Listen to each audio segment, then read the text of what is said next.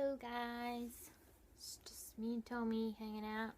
I felt like talking about Lawrence today.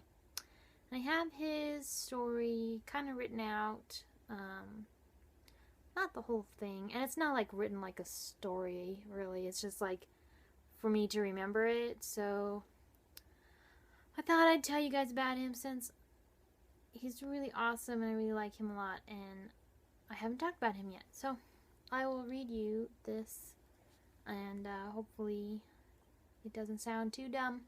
It's kind of a little long, just because there's a lot that I've developed for him already. Okay.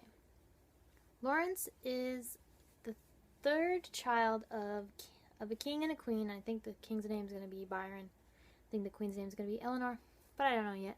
Their names aren't really very important because the king isn't. Well, you'll hear. Anyways, he has an older brother, Theodore, who is 5 years older than him. All his other siblings, there's 4 others, died in childhood. Theodore is the eldest, then a sister who died in childhood, then Lawrence, then a boy and a girl who died in infancy. The loss of so many children took a terrible toll on the queen, and she began to slip from reality. She eventually loses her mind completely. The king is tyrannical and cruel. When his wife begins to lose her sanity, he has her sent away to a hospital where she is treated. There her health continues to deteriorate and she has many violent episodes. After the queen is sent away, the king begins having an affair with a mistress. He has his 2 remaining sons, Lawrence, who is 5 years old, and Theodore, who is 10 years old, sent from court to a manor outside of the city. They are cared for by a peasant woman named Martha. She has many children, 8, and she is very kind and loving and treats the boys as if they were her own. Lawrence and Theodore play with her children and learn to be accepting of all peoples no matter their social rank. They also continue their lessons and studies in the ways of court life and politics with the aid of tutors. During this time, Lawrence meets one of Martha's daughters, though I don't know her name yet, and they grow very close. They live with Martha for 5 years. Finally, the mistress of the king becomes pregnant. She bores a son. The king decides that his new son will be his #1 heir and divorces the queen so he can marry the mistress, which is illegal in their society. But he's a tyrant, so he does whatever the hell he wants. Many people in court become angry and plot to overthrow the tyrant. To keep them from using the boys to overthrow him, he has them sent to, I'm calling it the Tower right now because it's like kind of in reference to the Tower of London, that a lot of people were sent there to die. So that's kind of what's happening to the boys. So he sends them to the Tower under strict lock and key. They are no longer allowed to see Martha or her children, though for a while Martha is able to sneak in and give them homemade biscuits.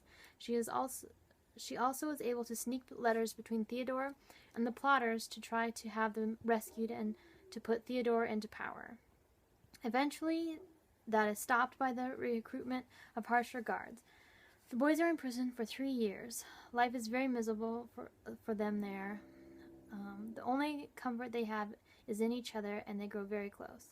The mistress and the king have a second son. The first son dies suddenly from smallpox. The infant son is named the new heir, followed by Theodore and then Lawrence. Then the king is killed in a hunting accident, arrow through the throat. The infant heir is named king, and the mistress is regent. The plotters know this is the perfect time to strike. They form an army and rescue Theodore and Lawrence from prison. I'm sure it's more exciting than that, but I haven't thought of that part yet. Let's see. They overthrow the infant king and mistress, claiming rightfully that the dead king could not have legally divorced the queen and that the infant child is a bastard. Theodore is proclaimed the rightful king, and the country rejoices. He is 20 years old. He is a just and kind king. The mistress and infant are exiled from the country but are set up to live comfortably.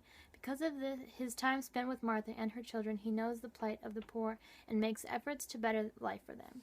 He has his mother taken out of the institution and builds her a cottage outside of town on a property owned by him where they have a summer estate.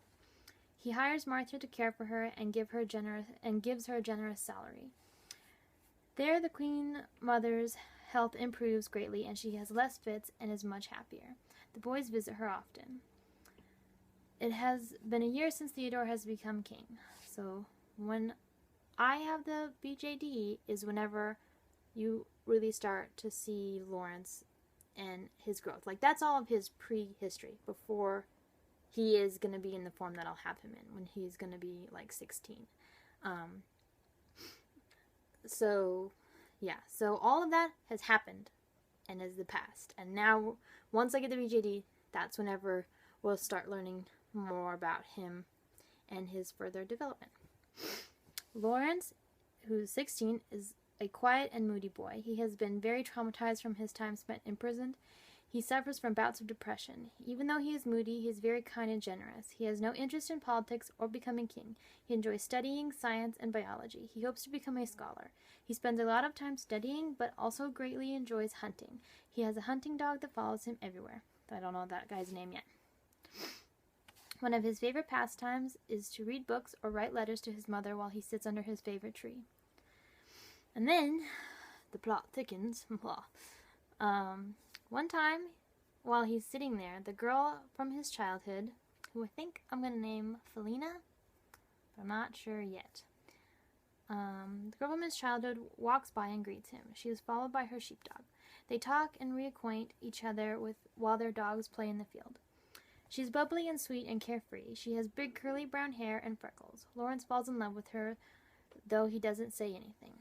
And then that's when it starts. Like, I plan on doing lots of photo stories with these BJDs whenever I get them. And I'm deciding for names for the girl.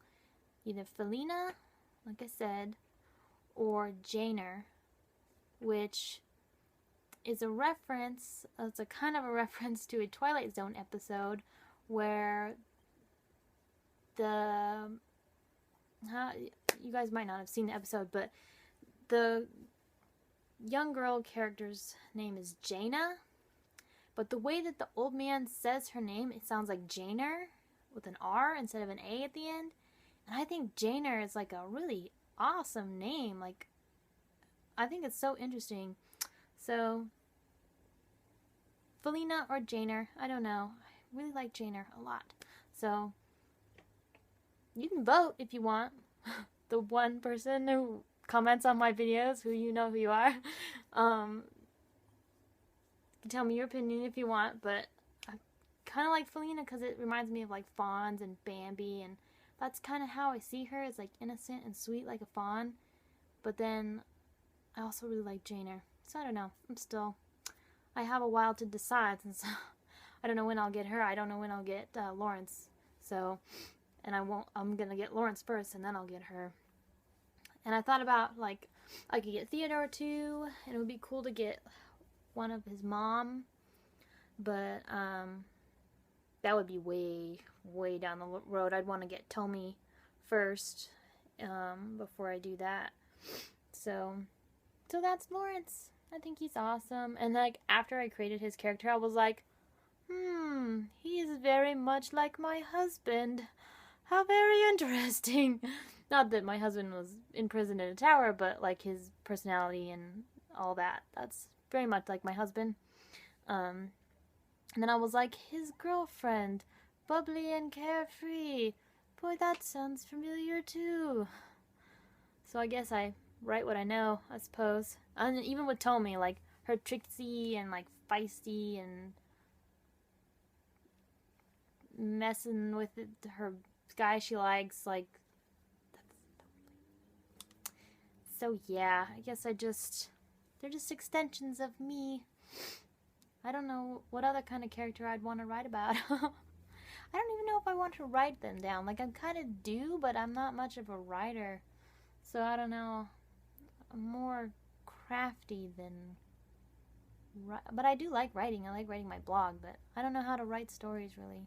I used to, and then I just haven't in a long time. So maybe if I just tried, maybe I'd write an okay story. I don't know. I think I'll start with photo stories first, and then do that. Maybe write them out. Anyways, that's all I wanted to talk about this time. Was Lawrence. I hope you enjoyed listening about him, and I'll talk to you all later. Bye!